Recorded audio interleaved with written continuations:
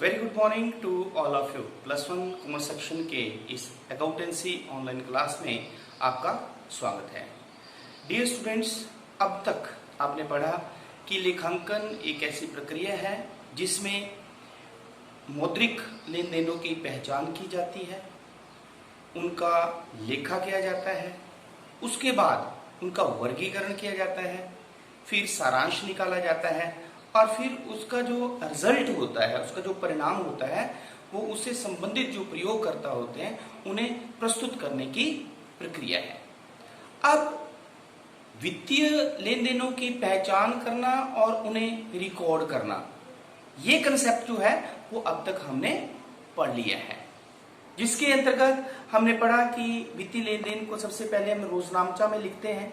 अगर व्यवसाय की प्रकृति छोटी है तो सभी लेन देनों को रोजनामचा में लिख लिया जाता है, और अगर व्यवसाय बड़ा है तो ट्रांजैक्शंस की लेन देन की प्रकृति के अनुसार जो है उसे अलग अलग सहायक बहियों में लिख लिया जाता है। जैसे मैं एक छोटा सा एग्जांपल आपके सामने लेता हूं कि मान लो हमने हरि को गुड्स बेची 4000 की, ठीक है। तो जब हम इस लेन देन को रोजनामचा में लिखेंगे तो एंट्री क्या करेंगे हम, Hari account debit to sale account. Clear.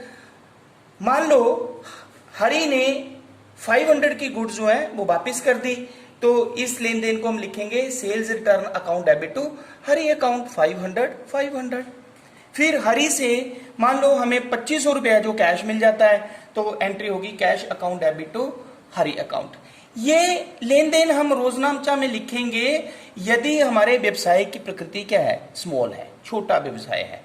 लेकिन अगर हमारे व्यवसाय का आकार बहुत बड़ा है, बहुत से नंबर ऑफ ट्रांजैक्शंस बहुत ज्यादा होती हैं, तो हम इन्हें सहायक बहियों में लिखते हैं। मतलब हम जर्नल को डिवाइड कर देते हैं और फिर लेन देन की नेचर के अनुसार उसे अलग अलग सहायक बहियों में लिखते हैं। जैसे अगर जब हमने हरि को माल बेचा तो इसे हम सेल बुक में लिखेंगे। किस में लिखेंगे, सेल बुक में। तो हरि लिख दिया हमने, सेल बुक में लिख दिया 4000। क्लियर, जो कि आप पढ़ चुके हैं। ठीक है। उसके बाद जब सेल्स रिटर्न हुई 500 रुपया हरि ने वापिस किया, तो इसे हम सेल्स रिटर्न बुक में लिखेंगे। तो हम जब सेल्स रिटर्न बुक बनाएंगे तो सेल्स रिटर्न बुक का ये फॉर्मेट होता है जो कि आपने पढ़ा। तो हमने हरि करके जो है वो 2500 रुपया उसने जो है वो 2500 नहीं 500 रुपया जो है वो उसने वापस कर दिया। क्लियर। फिर हरि ने हमें 2500 रुपया दिया, तो जब हमें कैश मिला तो इसे हम जो है वो कैश बुक में लिख देंगे टू हरि 2500 रुपया। क्लियर। तो ये हमने तब किया जब हमारे व्यवसाय का आकार जो है वो बहुत बड़ा है। अब अगर हमें हरि से संबंधित सभी लेन देनों को एक ही जगह में लिखना है, अगर हमें ये पता करना है कि हरि से अब हमने कितने पैसे लेने हैं, कितने लिए, कब उसे हमने बेचा माल, कब उसने वापिस किया, ये हमने सारी इंफॉर्मेशन अगर जब इकट्ठी पता करनी है तो हम इसे कैसे कर सकते हैं। तो यस, आज जो हमारा अभी जो टॉपिक है वो यही शुरू होने जा रहा है, दैट इज लेजर, खाता बही। तो खाता बही क्या है, एक ऐसी बही है जिसमें सभी लेन देनों के खातों को अलग अलग बनाया जाता है और उन लेन देनों को, एक ही तरह के लेन देनों को उनसे संबंधित खातों में जो है वो लिख लिया जाता है। मतलब क्या हुआ कि अगर हमें अब ये पता करना है कि मिस्टर हरि से हमने कितने पैसे लेने हैं, तो हमें जर्नल की सारी इंफॉर्मेशन लेने की जरूरत नहीं है। हमें जो है वो कैश बुक की, हमें कैश बुक देखने की, सेल्स बुक लिखने की या सेल्स रिटर्न बुक देखने की जरूरत नहीं है। हम सिर्फ क्या करेंगे, खाता बही में हरि का खाता देख लेंगे, हरि अकाउंट को देख लेंगे। तो इसलिए आज का हमारा जो टॉपिक है वो यही है कि व्हाट इज लेजर, खाता बही किसे कहते हैं, खाता बही की परिभाषा, खाता बही के लाभ क्या है, और रोजनामचा और खाता बही में जो है वो क्या अंतर है। अब खाता बही की परिभाषा डिस्कस करने से पहले हम एक आपको इसका महत्व क्या है इसके बारे में बताते हैं। प्रत्येक व्यवसायी जो होता है उसका मुख्य उद्देश्य क्या होता है, लाभ ज्ञात करना कि उसके व्यवसाय में कितना लाभ हुआ। वह ये देखना चाहता है कि एक निश्चित तिथि को उसे किसी व्यक्ति को कितने पैसे देने हैं, या उसे किसी व्यक्ति से कितने पैसे लेने हैं, या उसने टोटल कुल कितना खर्चा किया है, या उसे कुल कितनी जो है वो आय हुई है, उसकी किसी संपत्ति में कितनी वृद्धि हुई है और उसकी संपत्ति में कितनी कमी हुई है। तो ये सारी इंफॉर्मेशन वो कैसे ज्ञात कर सकता है? वो ये सारी इंफॉर्मेशन तभी ज्ञात कर सकता है जब वो इससे संबंधित खाता बनाएगा। मतलब जिससे पैसे लेने हैं, इसका मतलब वो डेटर जिसको उधार माल बेचा उसका वो खाता बनाएगा।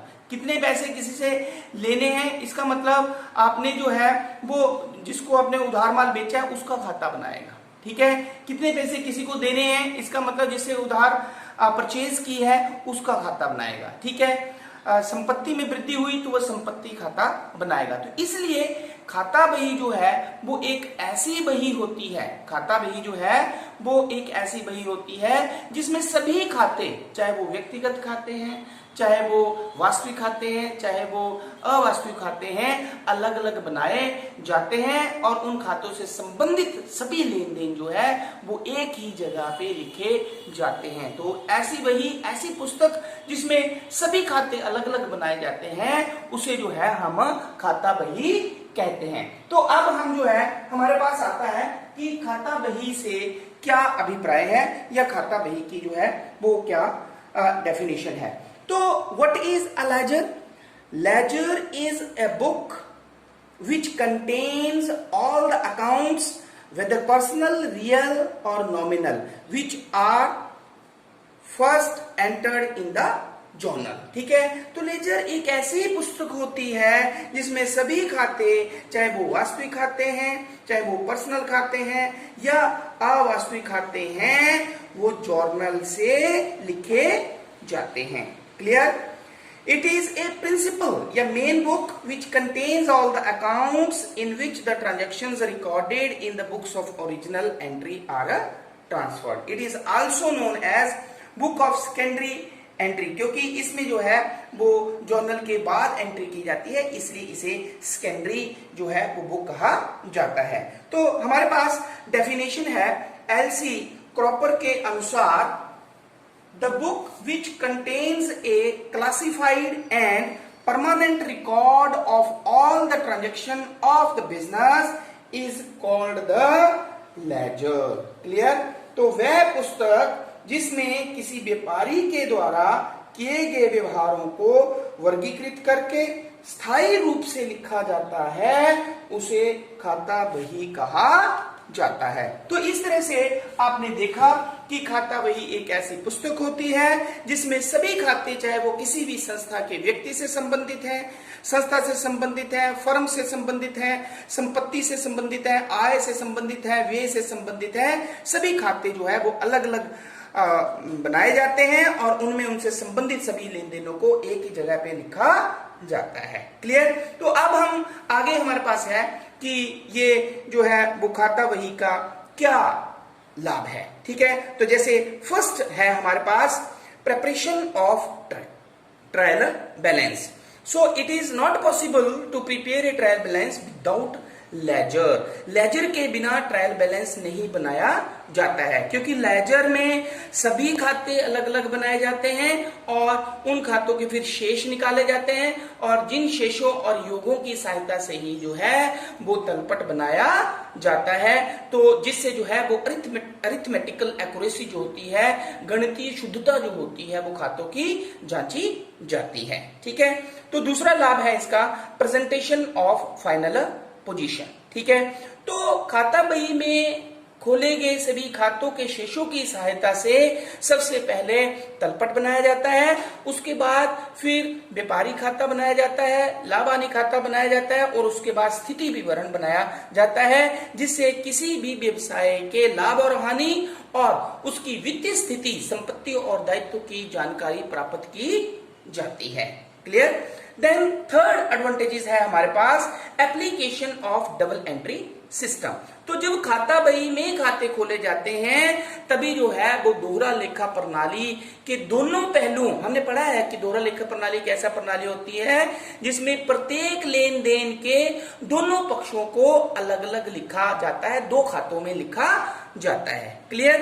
तो दोहरा लेखा प्रणाली जो है वो तभी पूरी होती है जब रोजनामचा के बाद जो है वो खाता बही में खातों को बनाया जाता है। ठीक है। नंबर 4 पे हमारे पास है determining results of each account, क्योंकि the results of each account can be obtain from the ledger on the basis of double entry principles. खाता बही में प्रत्येक खाते को लिखा जाता है, खोला जाता है और उसमें उससे संबंधित जो लेन देन होते हैं उनको लिखा जाता है और फिर उनकी बैलेंसिंग, उनके शेष निकाले जाते हैं, जिससे हमें ये पता चल जाता है कि उस खाते की स्थिति क्या है। जैसे किसी को अगर उधार माल बेचा हुआ है मिस्टर हरी, जैसे हमने पढ़ा, तो जब हम हरी का खाता बनाएंगे तो हमें पता चल जाएगा कि हरी से हमने कितने पैसे लेने हैं। क्लियर? जब हम संपत्ति का खाता बनाते हैं तो हमें पता चल जाता है कि संपत्ति कब खरीदी, कोई बेची, कोई डेप्रिसिएशन लगा उसमें, और उस जिस टाइम आप ये लेजर बनाएंगे उस टाइम जो है वो आपके पास संपत्ति की क्या वैल्यू है। क्लियर? तो इस तरह से आपने देखा कि लेजर से हमें क्या क्या लाभ होते हैं। नेक्स्ट हमारे पास कंसेप्ट है अब कि रोजनामचा और खाता बही में क्या अंतर है। क्लियर? तो जैसे सबसे पहला अंतर हमारे पास है मीनिंग। तो what is the meaning of journal? So journal is the first entry of the financial transaction. Clear?